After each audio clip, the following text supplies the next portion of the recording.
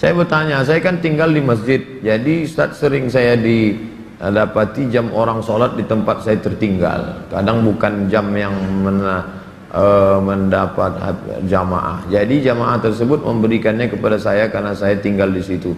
Bagaimana itu Pak Ustaz? Buat pengumuman kehilangan, pernah saya buat nggak ada respon.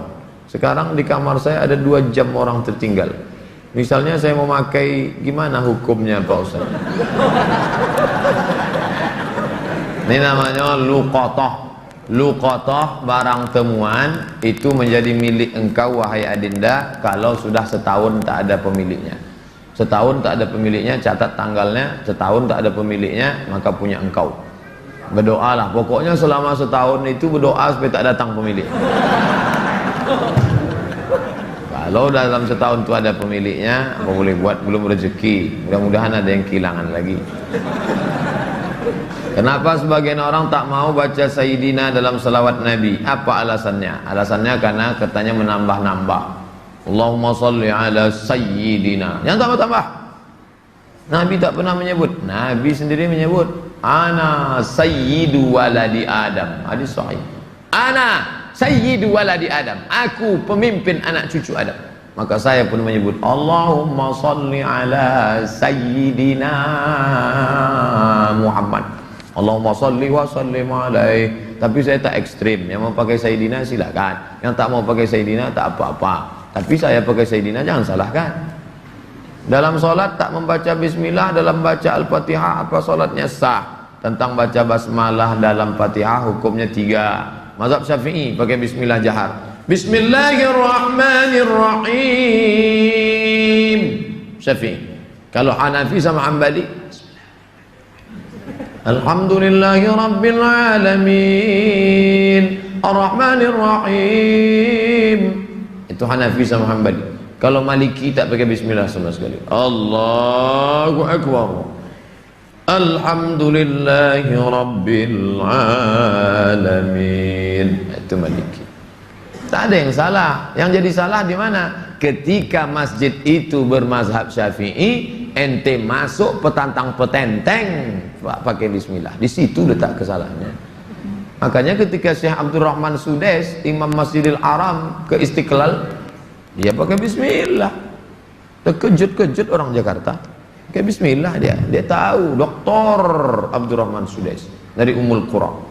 Sebutkan, jelaskan ciri-ciri Khawarij. Apakah membid'ahkan amaliyah orang lain merasa diri paling benar merupakan ciri-ciri Khawarij?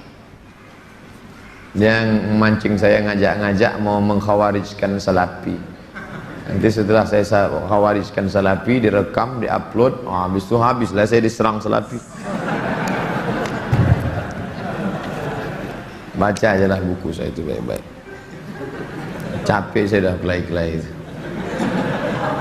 Apakah Hajar Aswad sudah ada sejak Nabi Ibrahim? Hajar Aswad itu adalah salah satu barang pernak-pernik surga yang ada di bumi. Hadisnya sahih bahwa batu Hajar Aswad itu dulu putih, lalu karena banyak dipegang orang berdosa maka berubah menjadi hitam. Itu bukan pendapat ulama, hadisnya sahih tentang Hajar Aswad. Dibawa Nabi Adam rindu dengan surga, maka diturunkan Allah. Jadi bukan Adam. Ada pula saya dengar orang ceramah, waktu Nabi Adam mau turun ke surga, dia ada mau bawa, diambilnya batu, dikepitnya di ketiaknya. Bukan begitu. Adam sudah turun, lalu rindu ke surga, dibawa Jibril. Kata Jibril, ini oleh-oleh dari surga. Itulah Hajar Aswad. Aslinya putih, tapi karena dipegang oleh orang-orang berdosa, menempel dosanya itu di batu itu menjadi hitam. Bukan yang bulat itu Hajar Aswad. Ada butir-butir kecil-kecil hitam-hitam dia. Tengok dari dekat. Itulah Hajar Aswad, ditempelkan ke dalam batu. Baru dibalut dengan cangkang yang terbuat dari besi. Nah, itu yang dicium. Batu kecil-kecil dalam. Yang besar itu batu biasa, ditempelkan ke dalam batu biasa. Hajar Aswad. Kalau istri tadi putih kemerahan, panggil dia Humaira. Kalau hitam ya Hajar Aswad. Jangan marah dia. Umur saya 24 tahun. Sekarang saya sudah kerja di perusahaan A. saya baru diterima di perusahaan B yang merupakan pekerjaan impian saya. Tapi jika saya mengambil pekerjaan di perusahaan B, saya tak boleh menikah selama setahun.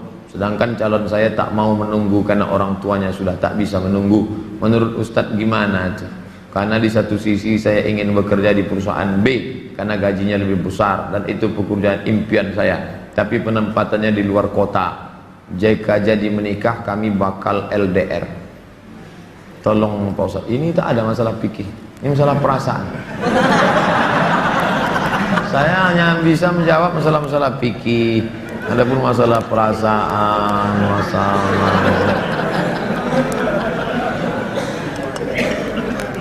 saya yang bisa saya jawab tuh halal, haram, makruh, mubah, rukun, syarat, wajib, sunat, sunan, muakkad. Adapun masalah ini baiknya kalian duduklah musyawarah. Adinda, kita menikah ini kan saling pengertian. Aku kuliah pontang-panting mau kerja ini kerja kembali. Tolonglah kau pahami keadaanku sekarang. Kalau dari awal aja dia tak bisa ngerti kita, gimana setelahnya? Ini belum lagi menikah, main paksa-paksa, tak bisa. Ini dua makhluk yang berbeda. Walaupun sama-sama mau makan telur ayam, yang satu mata sapi, yang satu dadar, bisa berkelahi. Dia harus mengalah. Hari ini aku mata sapi, besok kau dadar. Ya, lama-lama yang mata sapi suka dadar, yang dadar suka mata sapi. Harus begitu. Nah, kan keperasaan juga ujung. Berapa menit setelah berbuka baru azan Pak Ustaz? Waktu azan itulah berbuka. Tengok definisi puasa. Imsakun nafsi, menahan diri, anil mahzurati, dari semua yang membatalkan puasa, min tulu'il fajri, dari terbit fajar. Terbit fajar itu azan subuh, ila ghurubis syamsi, tenggelam matahari, syafaq ahmar, azan maghrib. Hanya saja bagi muazin minum dia dulu. Muazin itu dianjurkan minum dia. Zahabadh dhama'u wa batallatil uruq wa thabatal ajru, baru dia azan. Allahu akbar, Allahu akbar. Nah, itu dah minum tuh. Kalau yang belum minum, Allah, belum minum tuh. Apakah boleh kita makan setelah selesai, setelah Isya masuk? Yang penting batalkan dulu puasanya dengan minum kah, makan buah kah. Jangan makan es, karena usus itu kering. Knalpot yang kering panas disiramkan air es, mengelupas cat-catnya. Begitulah usus kita itu rusak. Maka yang paling bagus orang Mesir, korma kering, bukan korma yang basah, korma kering, pecah-pecah, buang bijinya, masukkan ke dalam, siram pakai air panas. Agak-agak 2 jam menjelang berbuka, nanti menyatu dia. Nah, diminum. Itu yang paling bagus. Minum kesukaan Nabi, air korma. Minum air korma. Bagus, manis ya, maka usus kita awet. Apakah batal puasa mencicipi gulai untuk merasakan garamnya? Mazhab Hambali mengatakan tak batal, karena dia tak masuk ke rongga, tak masuk ke dalam, hanya di ujung lidah. Di ujung lidah ini ada perasa. Jadi teteskan, maka tak batal, karena tak masuk. Habis dirasanya gini, habis itu di ludahnya boleh. Tak masuk ke sini, tak masuk. Mazhab Hambali. Tapi saya tak mengamalkan. Saya tidak mengamalkan. Ini saya jawab, mana tahu nanti ada ustadz. Saya bilang tak boleh. Tiba-tiba ada ustadz mengatakan, oh tak tahu Ustadz Somad. Saya tahu, tapi saya tak amalkan. Kenapa? Membuka pintu celah. Saya tak nyalahkan Imam Hambali. Orang sekarang imannya tak macam Hambali. Asik mencicip aja dari pagi. Cicip. Ustadz, gimana cara menghafal Quran? Kami dulu aturan di Al-Azhar tidak pakai SKS, kuliah tak SKS, setahun dipaket 14 mata kuliah, 2 juz Al-Quran, tidak pakai SKS, tahun 1, tahun 2, tahun 3, tahun 4, 14, 2 juz. Jadi cara kami sebelum subuh dihafal dulu. Satu halaman, sebelum subuh hafal 1 halaman. Nanti ke masjid, qobliyah subuh baru diulang waktu baca. tahiyatul masjid itu dibaca, maka lama sholatnya karena mengulang setengah, satu rakaat setengah diulang. Tahiyatul masjid, qabliyah subuh, duha, qabliyah zuhur, ba'diyah zuhur, dalam sholat zuhur, qabliyah asar. Nanti asar distorkan ke syekh, biasanya di tiang-tiang syekh nunggu ngapal. Siapa yang mau menghafal ngantri panjang nyetorkan hafalan. Tradisi itu tak ada di Pekanbaru. Kalau di Mesir menyetorkan hafalan ngantri menjelang asar sampai maghrib menyetorkan hafalan setengah juz. 1 hari 2 hari, jadi 20 hari hafal 1 juz, 20 hari. Nah, baru waktu yang lain dipakai untuk menghafal. Ujian tak boleh bawa buku, masuk ke dalam hanya pena saja, bawa kertas tak boleh. Kalau ketahuan mencontek ditangkap, bisa dicabut, deportasi. Jadi kalau sudah deportasi, putus beasiswa, pulang tak dapat tiket, diusir dari asrama, malu. Karena dulu sebelum berangkat udah kenduri motong kambing. Jadi tekanannya tinggi. Jadi ketika saya pulang, saya terapkan sistem itu, tak boleh nyontek. Semuanya menyontek. Akhirnya saya berpikir, saya gimana supaya saya buat 10 soal. Buat 10 soal, bagi. Boleh nyontek Pak? Silakan. Oh kok lain soalnya? Baru tahu dia. Saya masih muda Ustadz, ya kelihatan dari tulisannya. Saya menyukai seorang akhwat. Alhamdulillah. Sempat antum suka ikhwan? Masuk antum yang 144 di. Apa yang harus saya lakukan Pak Ustadz? Kalau untuk meminang sekarang saya tak bisa karena masa kuliah. Saya nggak mau pacaran, tapi saya takut nanti akhwat yang saya suka ini diambil orang. Apa yang harus saya lakukan Pak Ustaz? Antum datang ke orang tuanya, Pak, saya mau minang anak bapak. Kapan kau nikah? Ya setelah selesai kuliah lah. Semester berapa sekarang? Baru daftar Pak.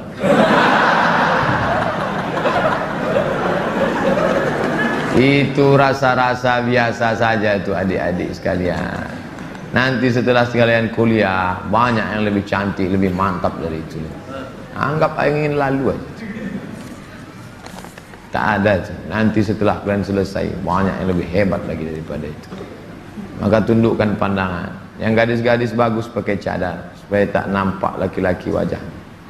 Ustadz di mana di Pekanbaru ini tempat belajar tahsin ngaji? Ustadz Hardi LC. Datang ke Tafakuh, banyak kajian, jamnya ada. Datang ke kantor Tafakuh, depan gedung guru. Dari sini sebelum Purna MTQ, gedung guru sebelah kanan ada perkantoran Sudirman. Di depannya ada karaoke Rosa. Tapi jangan antum masuk ke situ. Kanan karaoke, yang kirinya Tafakuh. Dr. Mustafa Omar. Tanya, ada Ustadz Hardi? Nah, daftar tahsin dengan Ustadz Hardi. Ustaz, Nabi Muhammad tak pernah cukup puasa sebulan pada bulan Sya'ban. Bagaimana kalau puasa bulan Rajab? Tak pernah, tidak pernah cukup puasa. Pernah Nabi. Bulan Sya'ban pernah Nabi sebulan. Karena Rasulullah SAW yasumu Sya'ban kullah. Kata ulama mana kullahu, pernah dia sebulan. Tapi tidak tiap tahun. Pernah, tapi tidak tiap tahun. Bagaimana dengan Rajab? Rajab bagus. Mana dalil puasa Rajab? Wa minal hurumi fasum, berpuasalah engkau di bulan-bulan haram. Bulan haram itu Zulqa'dah, Zulhijjah, Muharram, Rajab. Dalilnya umum. Ustadz, gimana biar istiqomah sholat di masjid? Begitu sedengar azan langsung bangkit. Karena waktu azan berkumandang setan lari tunggang langgang. Wa alaiha duratun, sampai terkentut-kentut. Begitu terdengar azan, Allahu Akbar, Allahu Akbar, bangkit langsung berangkat. Jangan antum santai nanti aja lah menunggu iqamat. Oh enggak, langsung berangkat, langsung ke masjid. Intizarus shalah ba'da shalah, menunggu sholat. Paksa-paksakan sampai dia mendarah daging sehingga kalau tak sholat meleleh air mata antum. Itu baru terasa manisnya sholat jamaah. Apa saja penyebab rezeki dihambat Ustaz? Kami sudah kerja potong panting tapi hasilnya selalu kurang, malah hutang tambah banyak. Banyak berdoa kata Nabi pada orang yang dililit utang, Allahumma inni a'udzubika minal hammi wal hazan wal ajzi wal kasal wal jubni wal bukhul wa dhala'id daini wa ghalabatir rijal. berusaha. Kalau engkau belum diberi Allah, husnuzan pada Allah. Tak sulit bagi Allah menyehatkan Ayub, tak sulit bagi Allah menyelamatkan Yusuf, tak sulit bagi Allah membuat Ibrahim punya anak Ishak, tak sulit bagi Allah menolong Muhammad sallallahu alaihi wasallam. Dia hanya ingin menengok engkau terus berusaha dan berdoa. Bagaimana hukumnya dalam perjalanan menuju kajian Ustadz? Kami melaksanakan sholat maghrib di jalan. Setelah selesai sholat kami tak berzikir dan langsung melanjutkan perjalanan. Bagaimana itu Pak Ustadz? Sambil naik kendaraan itu kalian berzikir. Subhanallah, subhanallah, subhanallah, subhanallah, subhanallah, subhanallah, subhanallah. Alhamdulillah, alhamdulillah, alhamdulillah. Tet, subhanallah. Alladzina yazkuruna Allah qiyaman, berzikir waktu tegak, wa qu'udan, waktu berjalan, waktu duduk, wa ala junubihim, waktu berbaring. Zikir tak boleh putus. Karena mau cepat takut terlambat. Assalamualaikum warahmatullahi wabarakatuh. Tetap ba'diyah rawatib. Habis itu berzikir. Tak ada halangan. Ustaz, bila kita mempunyai masa lalu yang suram, apakah harus diungkapkan atau tidak pada calon suami istri? Dosa apabila tidak diungkapkan, tidak dikasih tahu. Ada keterus-terangan yang membuat hati orang luka. Tapi ada suatu yang antum sembunyikan bisa berefek hukum. Inishtarata saiban, inishtarata bikran. Kata Imam Ibn Taymiyah dalam kitab Majmu' Fatawa, dikutip oleh Imam Sayyid Sabiq dalam Fikih Sunnah. Yang punya teks Ibn Taymiyah, nama kitabnya Majmu' Fatawa. Dikutip oleh Sayyid Sabiq, dibuatnya dalam kitab Fikih Sunnah. Inishtarata bikran fapanat saiban falahul fashu. Kalau seorang suami mensyaratkan istrinya mesti perawan, ternyata tidak perawan, maka dia punya hak fasah membatalkan pernikahan. Jadi kalau sekedar antum dulu pernah nonton karaoke, tak perlu antum ceritakan. Ditanyanya, kau solihah? Insya Allah bang.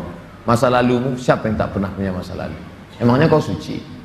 Tapi kalau sudah masalah implikasi hukum, antum mesti terus terang. Karena kalau antum bohong, maka dia punya hak fasah. Nah, ini hati-hati. Adalah itu cerita, tapi bahaya juga nih kalau cerita dia tak jadi, tak mau. Bukakannya ke yang lain, alamat. Pokoknya gawat lah itu dah. Bila wanita menolak menikah karena alasan menuntut ilmu yang disuruh orang tuanya, bagaimana menurut Pak Ustadz? Kenapa dia tak mau menikah? Ayahnya maksa dia harus selesai S3 baru nikah, S2 23, S3 tambah lagi, S2 25, S3 3 tahun 28. Kau setelah doktor baru boleh menikah. Begitu kata bapaknya.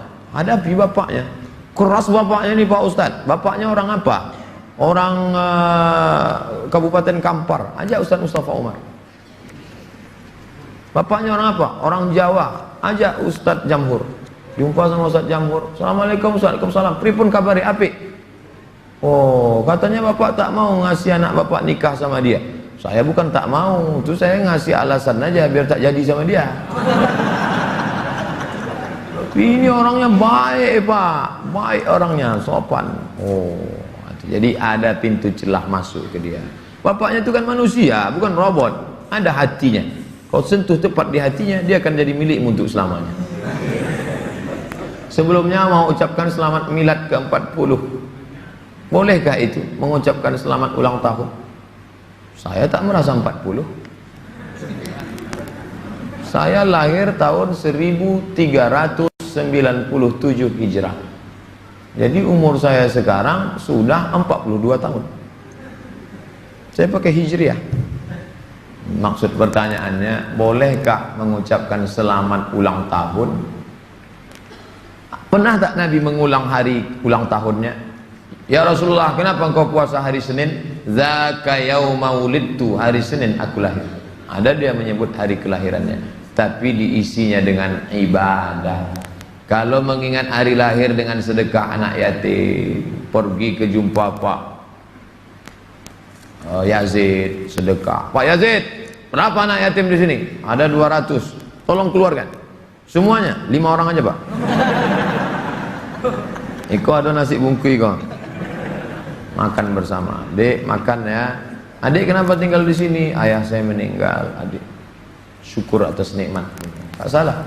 Tapi kalau dikumpul kawan-kawan, hari ulang tahun, dipecahkan telur ayam, telur itik, telur bebek, dikasih pula ini, diikatkan di tiang listrik, disiram kopi, rupanya ada kabel telanjang, kontak mati. Buat dosa aja. Saya punya teman suka sekali berjudi, sudah berkali-kali saya nasihati, tak juga mau berhenti. Saya suruh teman lain juga tak mau. Bagaimana cara menyadarkannya Pak Ustaz? Panggil polisi, angkat.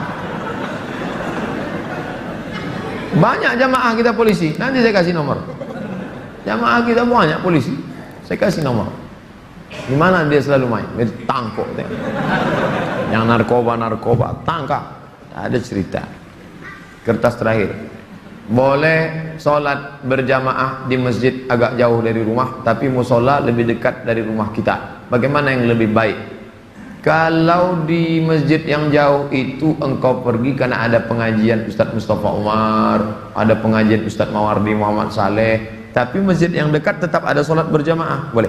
Tapi kalau sampai masjid musola yang dekat rumah tak ada orang sholat berjamaah, istahwadan alaihimus syayatin, sekeliling kampung itu diganggu setan. Musola, surau, langgar, masjid yang sudah dikomitmen sholat berjamaah, tiba-tiba tinggal tak ada berjamaah, istahwadan alaihimus syayatin. Nah, jadi perhatikan baik-baik. Pak Ustadz, memang di situ tak ramai, tapi pasukan inti adalah. Oke, tak masalah. Antum pergi ke masjid sana karena ada pengajian di situ. Tapi kalau sampai kosong, antum yang azan di situ, antum azan sholat dulu, selesai sholat baru pergi ke sana. Azan subuh sudah siap di masjid musola. Kita sholat sunat fajar di rumah. Siap sholat sunat baru kita ke masjid. Apakah sah sholat? Apakah sholat sunat kita itu? Sholat sunat di rumah, rumahnya dekat. Tapi kalau rumahnya jauh, sholatnya di masjid. Nabi sholatnya kan di rumah. Nabi itu jarak dia 22 meter. Dari mimbar Nabi ke dinding kamar Nabi 22 meter. Kita berapa kali belok? Terakhir, apa boleh sholat tarawih di masjid jauh dari rumah kita, sedangkan masjid musola ada dekat? Sama jawaban macam tadi. Ala hazihin niyah. Al-Fatihah. A'udzubillahi minasyaitonirrajim. Bismillahirrahmanirrahim. Alhamdulillahi rabbil alamin.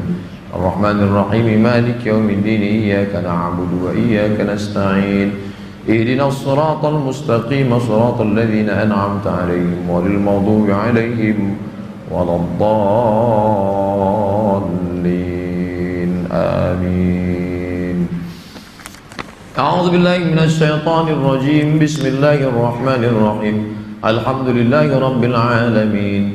Wassalatu wassalamu ala asyrafil anbiya'i wal mursalin wa ala alihi wa sahbihi ajma'in.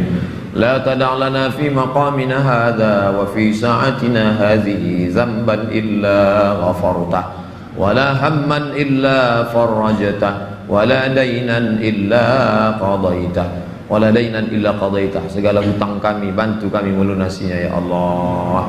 Wa la mumtahinan illa najahta. Saudara kami yang sedang ujian pekerjaan, ujian masuk perguruan tinggi, luluskan ya Allah.